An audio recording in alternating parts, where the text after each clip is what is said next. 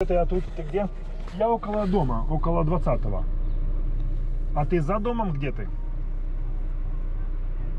Да, белая, это я выхожу. Здрасте всем, меня зовут Олег Новиков. Сегодняшняя история не произошла бы, если бы не несколько хороших людей, которые хотели спасти эту собаку. История началась. Один раз вечером сижу я за компьютером, приходит ко мне Вика с телефоном и показывает мне, говорит: смотри, на телефоне открыта публикация в Фейсбуке, в которой публикация такого плана. Но это как бы крик о помощи. В публикации было написано о том, что собаку держат в клетке, не дают ей ни воды, ни еды, в общем, помогите. Очень было непонятного в этой ситуации, но публикация была свежая, поэтому мы решили связаться с этими людьми для того, чтобы получить как бы больше информации, для того, чтобы понять, что там происходит.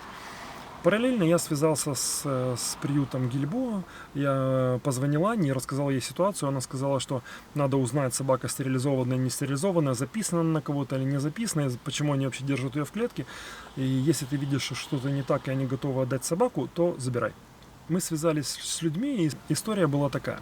Парень Дима увидел эту собаку, он фактически совершенно случайно он там оказался, увидел эту собаку, ему стало жалко, и они, Дима и Света, стали ездить туда и кормить. Они кормили собаку каждый день, приносили ей воду и еду.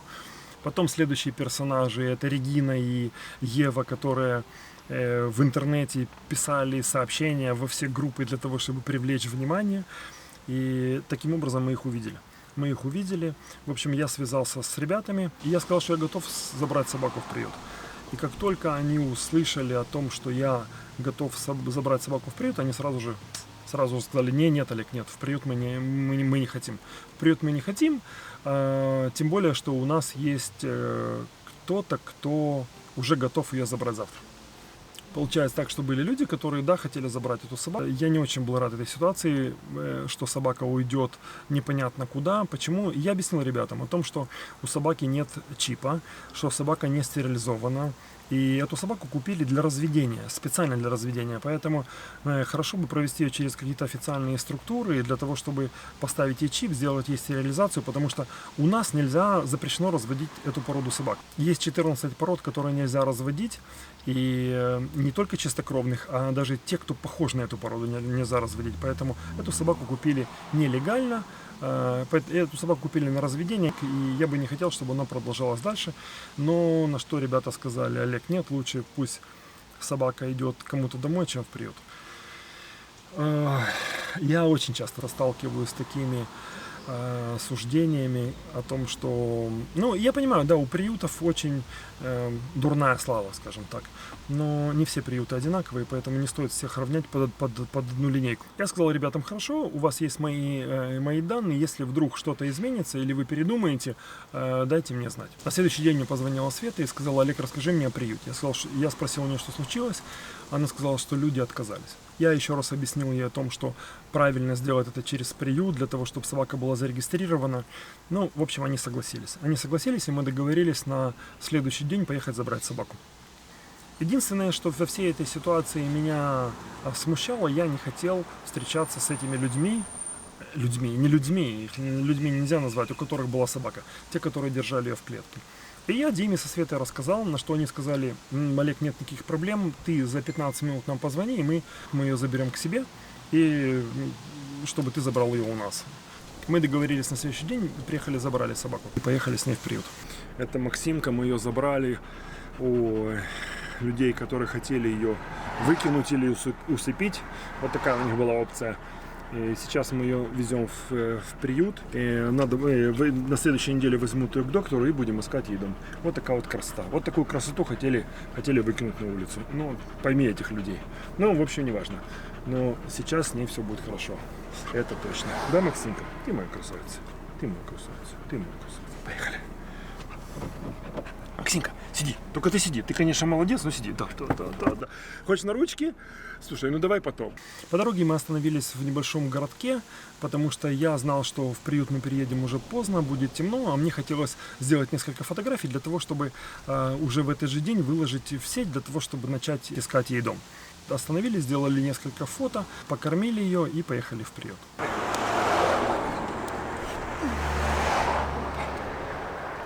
Ну, собака-улыбака.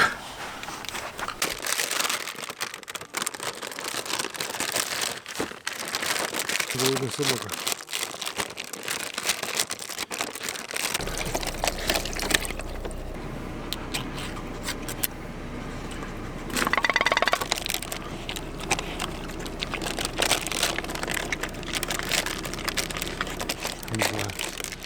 За 10 секунд банку.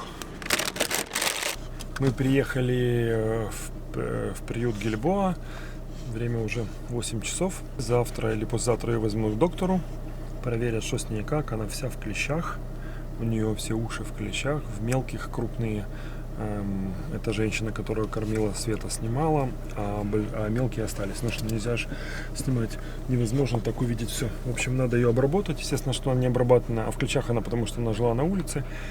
Она жила на бетоне и в клетке на бетоне на железной цепи. Ну, в общем, но все с ней будет хорошо, да, Максимка?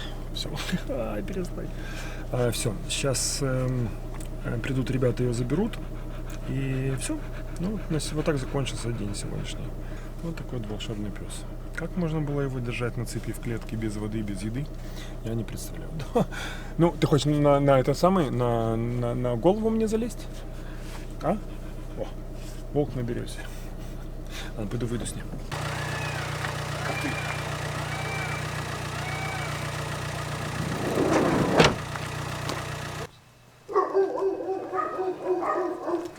Как дела?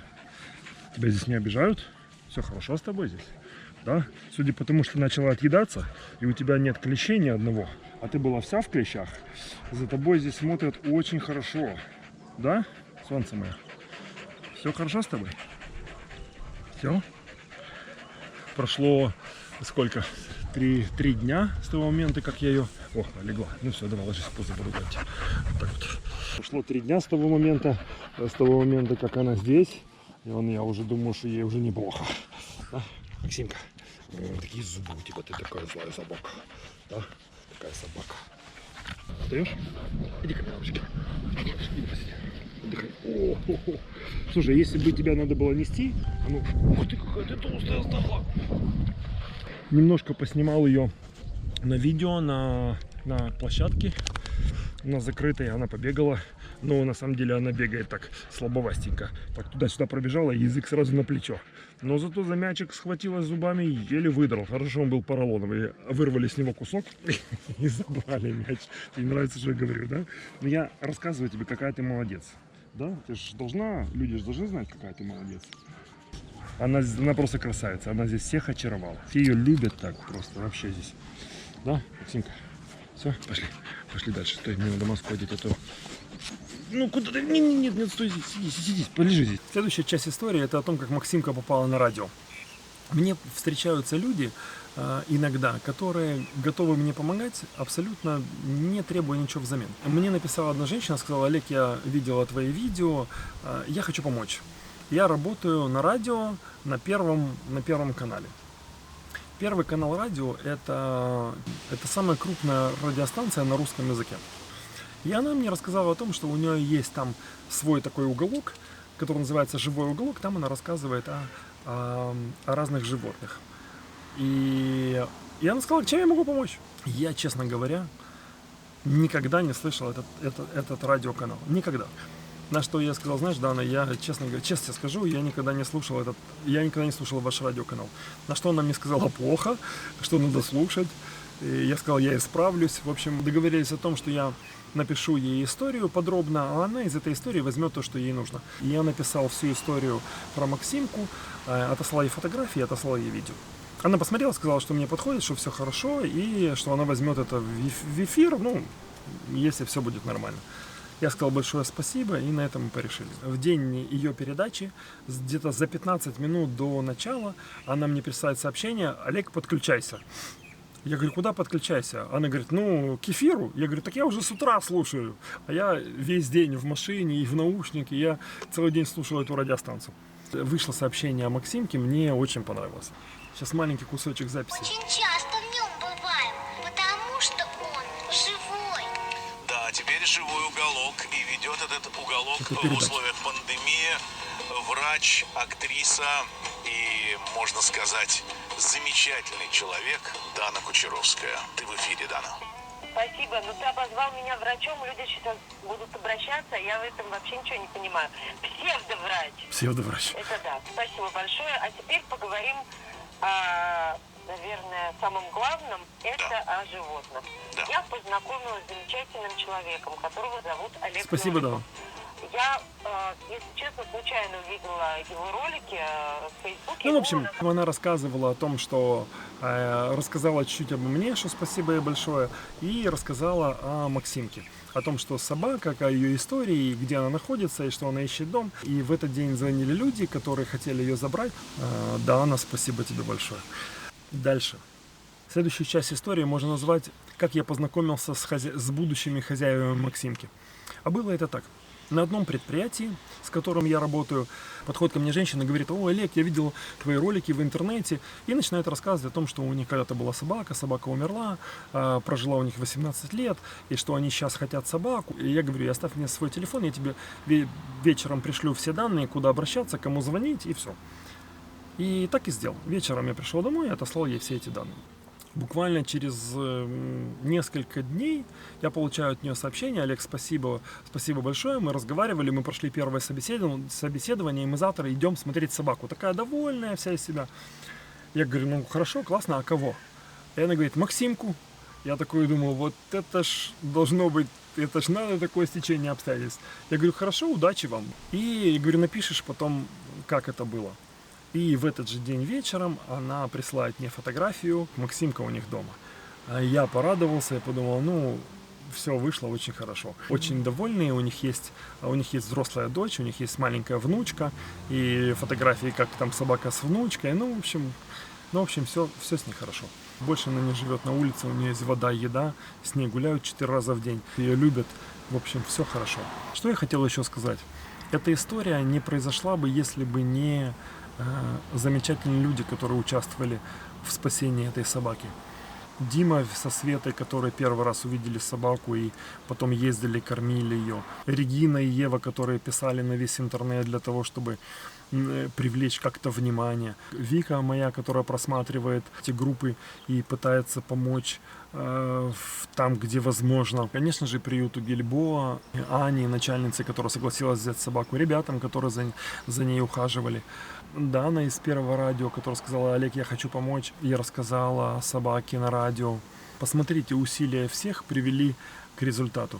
И я считаю, что люди могут решить любую проблему. Даже глобальную проблему можно решить, действуя сообща и преследуя только одну цель. Спасибо вам огромное еще раз. Вот так закончилась эта история. На сегодня все. Берегите себя. Удачи всем. Всем пока.